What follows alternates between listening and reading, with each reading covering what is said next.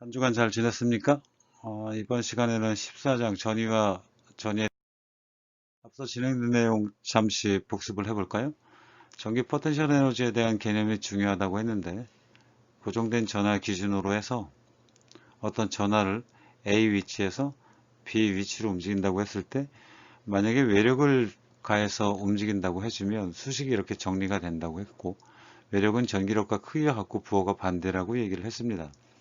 실제로 적분을 진행을 해주면 결과적으로 KQ, Q0 전화 두 개 그 거래에 의한 함수로 일이 결정이 되는데 전기 포텐셜 에너지라고 하는 것은 외력에 의한 일이므로 그 부호가 플러스로 둘이 서로 같다고 했고 U2-U1이므로 두 개를 비교해서 정리를 해보면 전위와 전기장과의 관계를 보니까 전기장이 점전화 Q0 베이스로 우리가 앞서서 배웠던 수식을 쭉 정리를 해보게 되면 전기력 F는 Q0E 그리고 전기 포텐셜 에너지의 디퍼런스는 Q0E의 DS 거리에 대해서 적분을 해준 건데 마이너스 부호가 붙는다고 얘기를 했고요.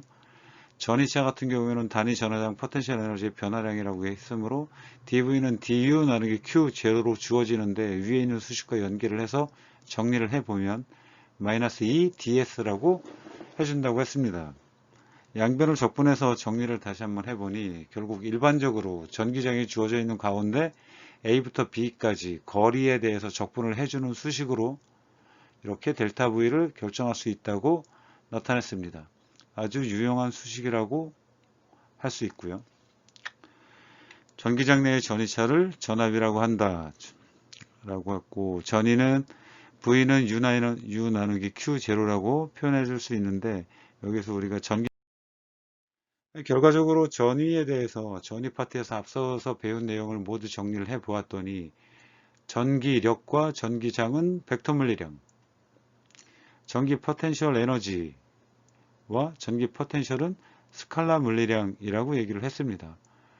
이 둘 사이의 관계는 거리, 이 둘 사이의 관계는 단위 전화로 정리할 수 있다고 해서 각각 수식을 F, 전기장, 전기 포텐셜 에너지, 앞선 내용을 복습을 했고 두 번째 전위에 대한 내용을 이어서 진행해 보겠습니다.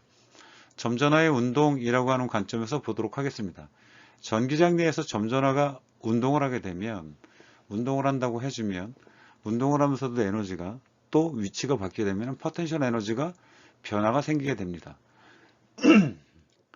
운동 에너지의 변화량이 전기 포텐셜 에너지의 변화량이 되는 경우도 있고 양성자 같은 경우에는 전위가 감소하는 방향으로 움직이면 운동 에너지가 증가한다고 했습니다.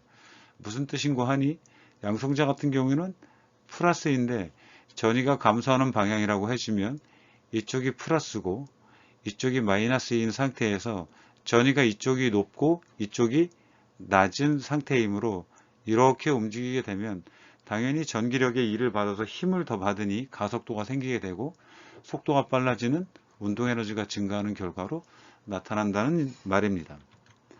수식을 보게 되면 델타 K는 델타 U 마이너스와 당연히 같을 수밖에 없고요.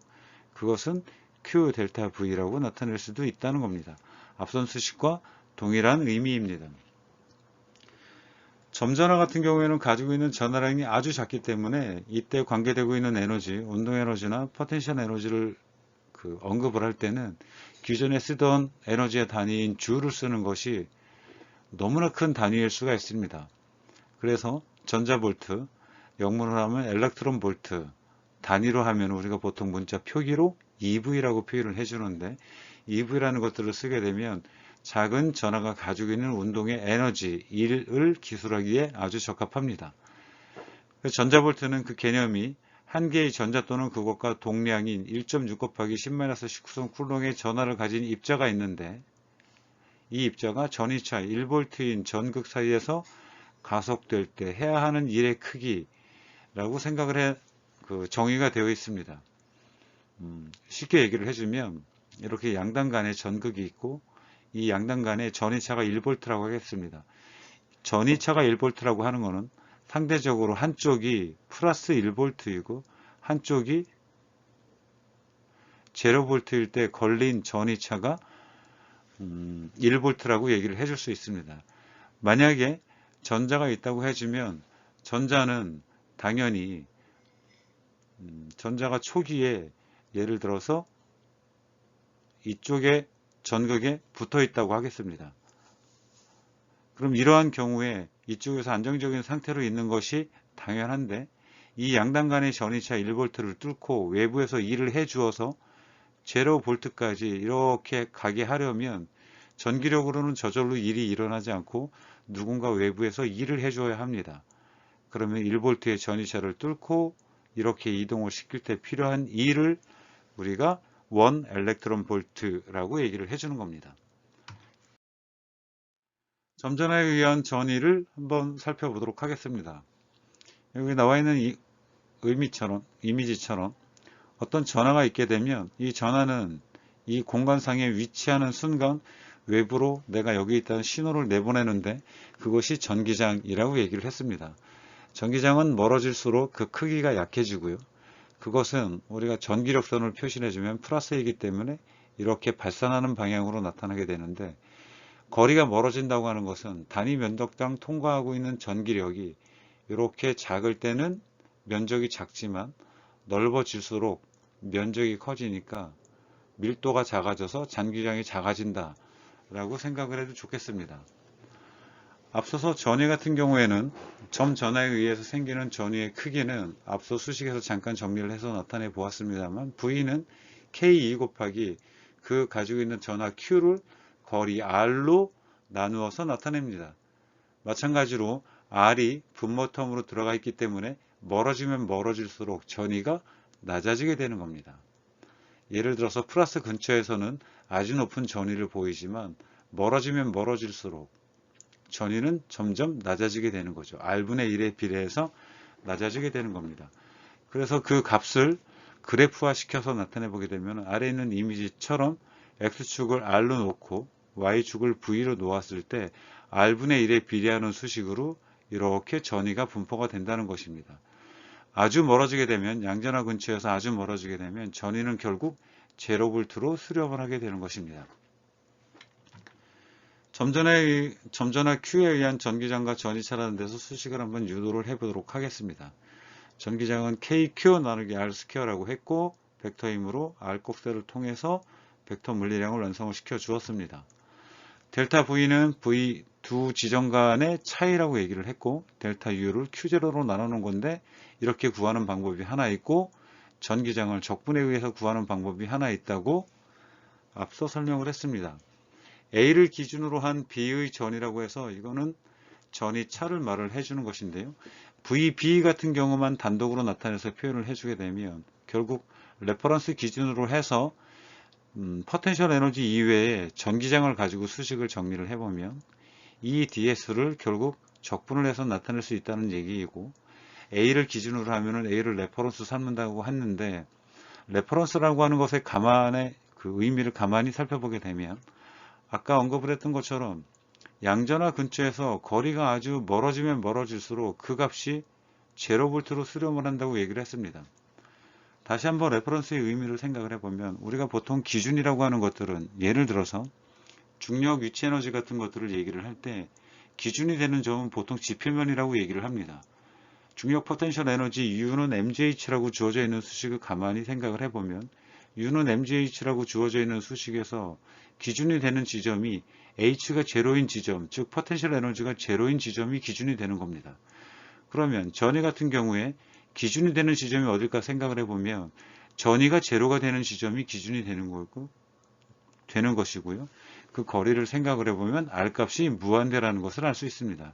즉 R값이 무한대인 지점을 이렇게 집어넣고 정의를 해주게 되면 예를 들어 B점에 대한 전위는 A점 기준으로 해서 A점 대비해서 플러스인지 마이너스인지를 전기장을 거리에 대해서 적분을 해서 나타낼 수 있다는 것입니다.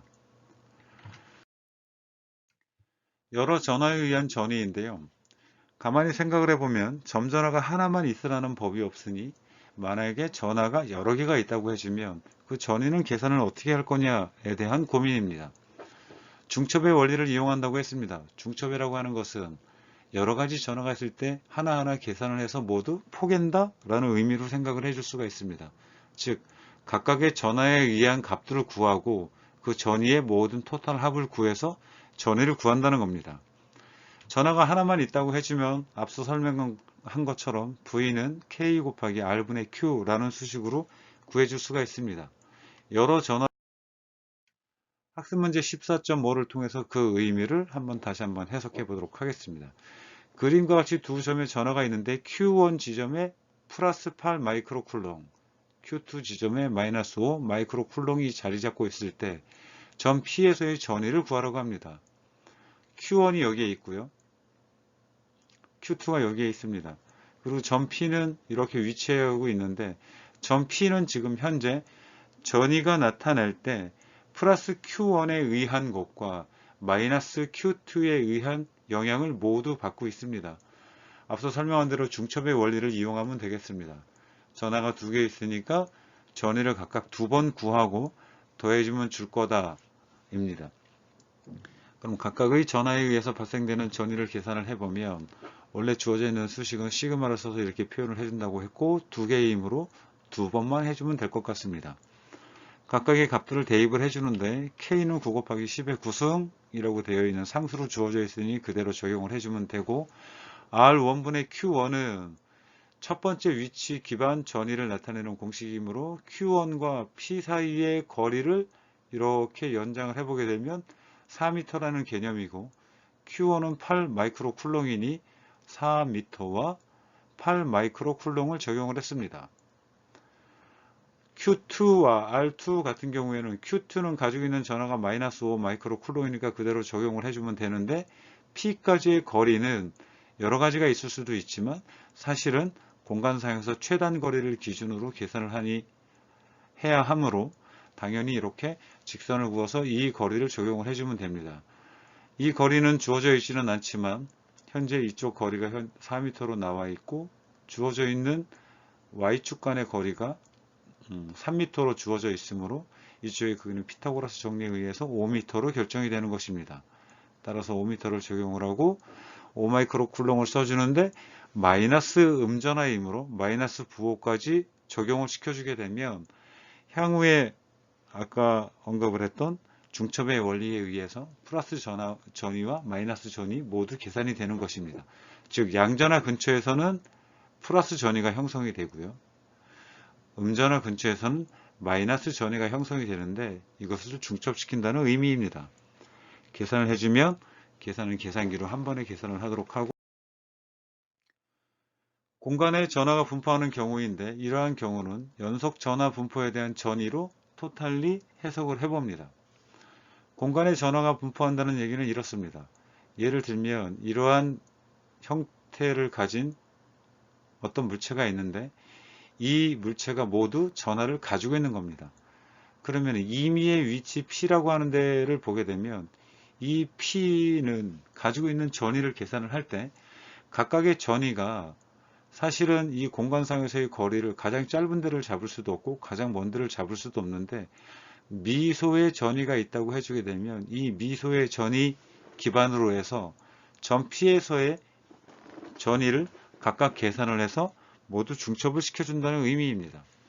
미소 전화에 의한 전위를 구하는데 너무나 많으니까 한 개, 두 개가 아니기 때문에 적분이라는 공식을 적용을 해서 문제를 풀어주게 되는데 dv는 k r분의 dq라고 나와 있습니다. 앞서서 보여주었던 수식과 동일한 형태인데요. dv라는 것들은 미소 전위가 되고 dq라고 하는 것들은 미소 전하입니다. 이런 것들은 각각의 거리가 다 다를 수 있지만 전하량에 의해서 전위가 결정된다는 기본적인 수식입니다.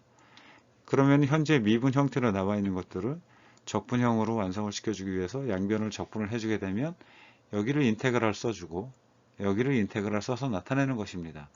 인테그랄 dv 같은 경우는 2를 v에 대해서 적분했으니까 v로 나오는 것이고 k2를 앞으로 뽑아내고 r분의 dq를 적분을 해서 전위를 구할 수 있다는 것입니다. 이런 경우는 전위를 구해주는데 전하에 의한 또 거리에 의한 것들로서 전위를 결정을 하는 그런 수식이 되는 거고요.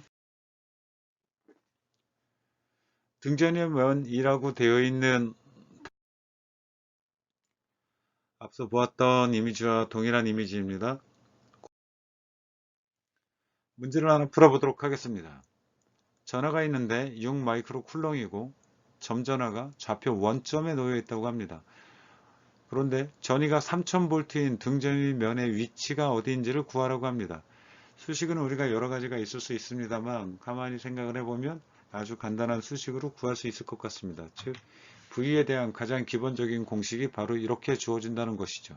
지금 현재 주어져 있는 포인트를 보면은 전위가 주어져 있고 전하량이 주어져 있고 K2 같은 경우에는 우리가 보통 테이블을 통해서 찾을 수 있는 9 곱하기 10의 구성값을 가지니 R에 대해서 수식을 먼저 정리를 하고 R 값은 K2 곱하기 V분의 Q로 나타나는 것을 정리를 한 이후에 나머지는 모두 대입을 해줍니다. 대입은 비교적 간단하게 빨리 대입을 해줄 수가 있고요. 계산기를 한번 눌러서 계산을 완료. 번개에 대한 내용을 추가로 전위와 관계해서 설명을 해보도록 하겠습니다. 우리가 잘 알고 있는 번개라고 하는 현상을 먼저 동영상을 통해서 확인을 해보겠습니다. 구름이 생기고요. 전하가 분리가 되고 분리된 전하 때문에 어스에서도 전하가 유도가 되고 절연 파괴 현상을 통해서 전자가 한꺼번에 전달되는 현상을 번개라고 얘기를 해줍니다. 번개라고 하는 것에 대해서 다시 한번 그 의미를 설명을 해보면 보통 구름이 생겨 있는 곳에 구름은 서로 간의 움직임에 의해서 무지막지한 에너지가 응축이 되고 그 에너지에 의해서 전하가 플러스와 마이너스로 분리가 되는데 또는 낙하하고 있는 빗방울 같은 것들이 대류 현상에 의해서 위로 올라오는 공기로 전달받은 에너지가 축적되면서 플러스 마이너스 전하로 분리가 된다고 합니다. 근데 이것은 엄밀히 얘기를 하면 정확하게 구름 내에서 왜 전하가 이렇게 갈라지는지 어떻게 그렇게 많은 전하가 생길 수 있는지는 아직은 정확히 과학적으로 규명이 되지 않았습니다. 그런 가운데 어찌되었거나 전하가 분리가 되게 되면 그 분리된 전하에 의해서 마이너스 전하들이 상대적으로 생기는 곳들이 구름이 있는 가운데 이 하단 쪽에 마이너스 전하가 이렇게 유도가 분리가 되면 상대적으로 아래쪽에는 플러스 전하들이 이렇게 정전기 유도에 의해서 형성이 되게 됩니다. 그런데 이 중에도 특히 도체, 자유전자가 많이 움직일 수 있는 도체, 그리고 비교적 뾰족한 부분, 표면 전하가 가장 많이 모인다고 얘기를 했는데요. 예를 들면 피레층 같은 데가 전하가 가장 많이 모여 있게 됩니다. 그러면은 계속해서 전하가 축적이 되면서 이 양단 간에 플러스 마이너스가 분리되어 있으므로 전기장이 점점 더 커지게 되는데 전기장이 커져도 원래 공기 같은 경우에는 절연체이기 때문에 이 부분이 원래는 그 전자가 자유롭게 이동을 할 수 없습니다. 하지만 여기 언급되어 있는 것처럼 3 곱하기 10의 6승 볼트/m 정도의 전기장 이상이 형성이 되면 즉 1m당 300만 볼트 이상의 전위가 형성이 되면 그때는 전자가 한꺼번에 밑으로 떨어지게 되는 것이죠. 이런 것들을 우리가 번개 중에도 특히 낙뢰라고 얘기를 해줍니다. 번개는 그 속도가 아주 빠릅니다. 아주 빨라서 보통 그 속도를 한 100km per second, 제가 잘못 기억을 하고 있는 것 같습니다. 10만 km per second 정도의 속도를 가지고 떨어지니까 아주 빠른 속도로 움직이고 있다는 것을 알 수 있고요. 한꺼번에 전달되는 에너지가 아주 큽니다. 40억 킬로와트 정도의 전기 에너지를 한꺼번에 방출을 합니다.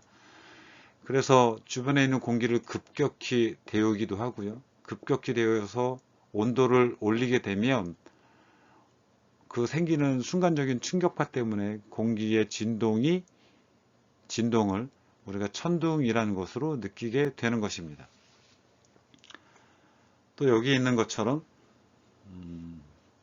드물기는 하지만 아래쪽에서 위쪽으로 번개가 치는 그런 현상들도 전체 번개 중에 한 1% 정도로 관측이 되고는 합니다. 많은 현상들이 과학기술이 발전을 했음에도 불구하고 아주 많이 미스터리에 쌓여있는 부분이 바로 번개 부분이라고 지금 이해를 해주면 좋겠고요.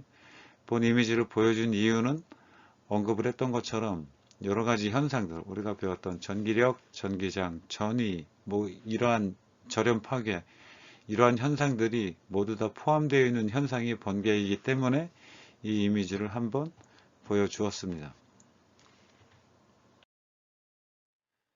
과제입니다. 연습문제 14.1부터 연습문제 14.7까지 5문제 과제 자반을 잘 작성을 해서 다음 주 수업 이전에 제출하기를 바랍니다. 마찬가지로 교재가 없는 학생들을 위해서 여기에 이미지를 올려두었으니 참고해서 진행하기를. 고생 많았고 전위에 대한 강의는 여기까지 마치는데 이 뒤에 슬라이드에서도 마찬가지로 여러가지 부록으로 미처 강의 시간에 한 내용이 나와 있습니다. 전위를 계산하는 각종 전기장 내에서 전위를 구하는 부연 설명, 그리고 대존된 도체에 의한 전위, 아까 도체에서 과잉된 전하가 있다고 했을 때 표면으로 분포한다고 했고 그 표면에서 전기장이 수직으로 나가고 있다고 표현을 했었는데 그것에 대한 이미지들이 있고요. 이쪽 그 내부에는 전기장이 항상 제로라는 것들도 기억을 해주면 좋겠습니다.